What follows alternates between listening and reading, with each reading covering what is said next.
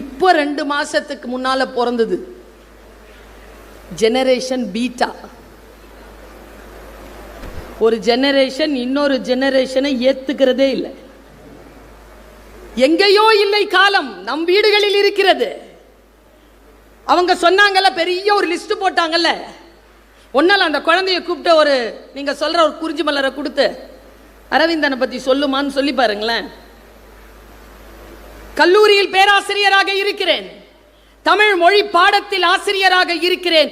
ஒரு வாக்கியம் ஒரு குழந்தைக்கு எழுத தெரியவில்லை என்றால் நான் பள்ளிக்கூடத்தை குறை சொல்வதா, கல்லூரியை குறை சொல்வதா, இந்த சமூகத்தை குறை சொல்வதா, யாரை குறை சொல்வது? வாசிப்பு பழக்கம்தான் ஒரு மனிதனை மிகப்பெரிய வானத்தில் பறக்கக்கூடிய ஆற்றலை தரும் என்று அந்த குழந்தைகளுக்கு நாம் சொல்லிக் கொடுக்க வேண்டிய கட்டாயத்தில் இருக்கிறோம். மிக நுட்பமாக சொல்லுகிறேன்.